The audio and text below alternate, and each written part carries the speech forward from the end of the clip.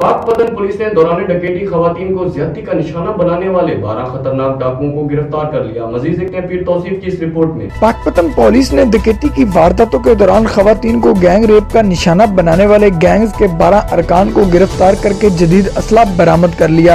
D S P صدر circle اکرام خان بالوچ کا کہنا ہے گینگز کو پکڑا اور اس میں cars, motor cycle, tractors, cash, سونا، موبائل، یہ تقریباً 71,41,000 روپے کے ہم نے ریکور کیے اور آج ہی ہم نے مدعیان کے وہ تمام سامان حوالے بھی کیا۔